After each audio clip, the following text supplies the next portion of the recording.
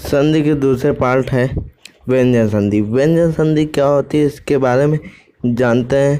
पहले तो व्यंजन संधि क्या होती है यही जानते हैं, इसकी डिफिनेशन क्या होती है ये पढ़ते हैं। Education with study 10।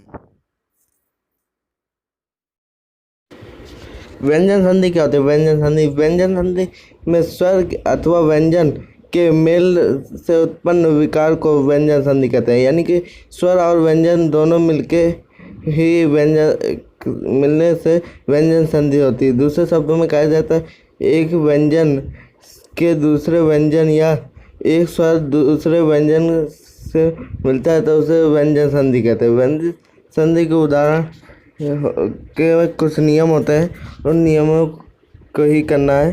इसमें 10-12 नियम है, उनको नियम को पढ़ना है।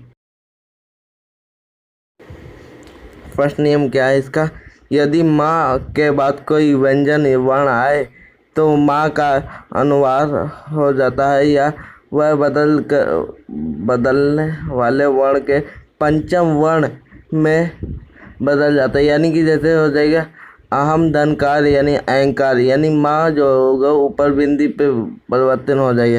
यानी पंचम धन चर, पंच धन चर यानी पंचम माँ है जो पा के ऊपर बिंदी में आ गया।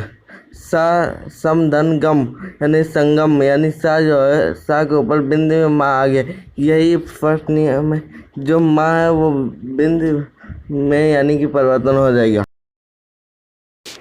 सेकेंड नियम क्या है, रूल क्या है, यदि ता और दा के बाद कोई ला आए तो तद और दद यानी ला में नीचे हलंत में बदल जाते हैं, और ना के बाद कोई ला आए तो वह ना में नासिक में बदल जाते हैं। यानी उदाहरण के लिए जैसे हो जाएगा उत धन उल्लास यानी उल्लास, यानी जो ता है वो आदि ला में परिवर्तन हो गया। यही है सेकंड नियम। अब थर्ड नियम क्या है इसको जानते हैं।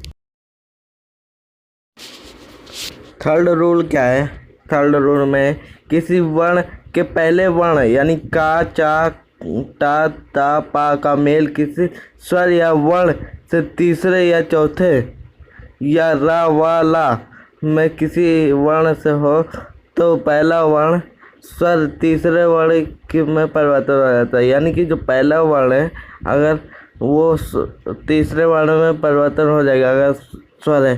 जैसे उदाहरण के लिए हो जाएगा दिग धन गज यानी दिग्गज, यानी का यहाँ पर का चा टा और ता पा यानी कि इसमें इसके बाद कोई अगर स्वर है, स्वर में वर्ण का पहला शब्द है यानी का जो का के बाद है का एक स्वर के बाद गा है तो यानी गज यानी वर्ण में तीसरा वर्ण की संधि।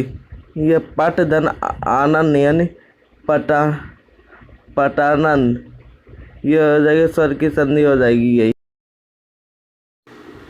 अन्य उदाहरण हो जाएंगे जगत धन ईश यानी जगदीश, सत धन अनुसार यानी सदन अनुसार, सत धन अनुसार यानी हो जाए सदन धन अनुसार सदन अनुसार, वक्र धन दान वज्ञदान वगदान, दिग्धन दर्शन दिग्दर्शन, वक धन जल यानी वन जाल, यानी अपधन ईंधन यानी अपविंधन, और तत्धन रूप यानी तत्रूप यानी ये हो जाएंगे थर्ड जो रूल है उसमें उसके हो जाएंगे कुछ अन्य उदाहरण है।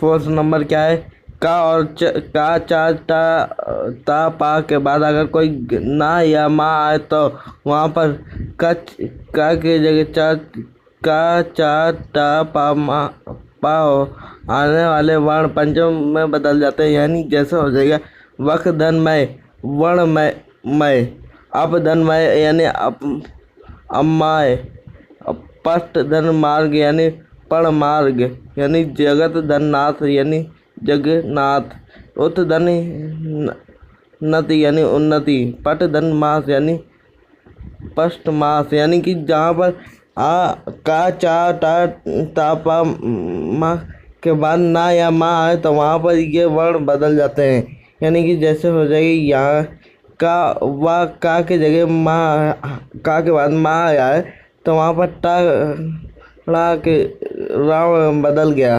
यही होते हैं फोर्थ नियम हो गए। अब फिफ्थ नियम क्या है इसको पढ़ते हैं। फिफ्थ नंबर नियम क्या है?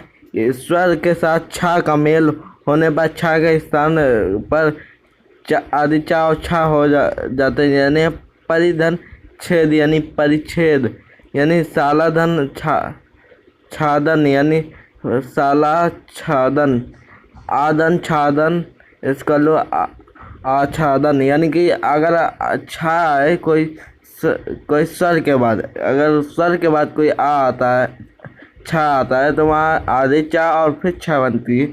यही एक फिफ्थ नियम बहुत ही इम्पोर्टेंट नियम है।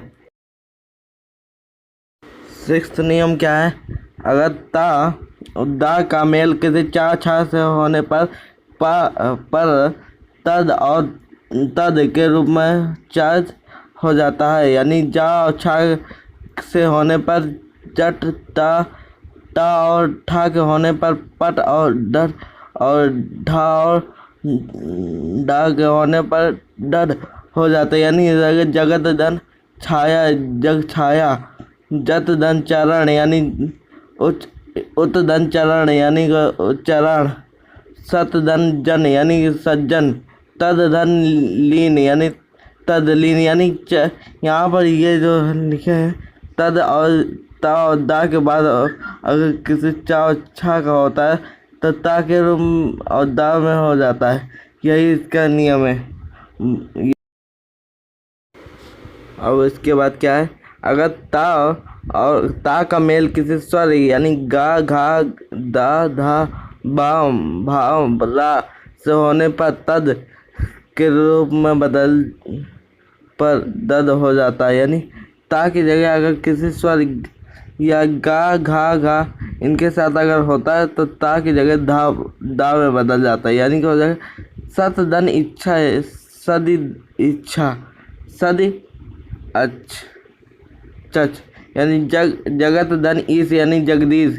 यहाँ पर ता जो है दा के साथ दा में बदल जा रहा है। तद धन रूप यानी तदूप यानी भगवत धन भक्ति यानी भगवत भक्ति। यानी यहाँ पर जो ता है दा के साथ बदल जाता है। यही इसका नियम है।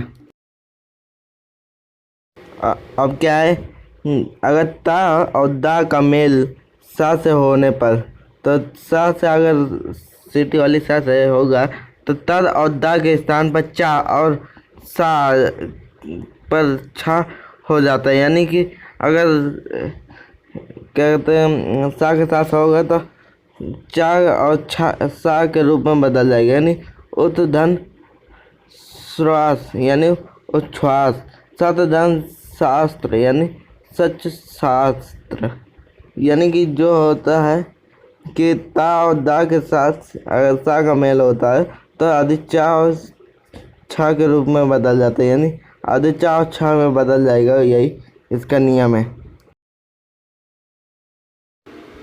लास्ट रूल क्या है?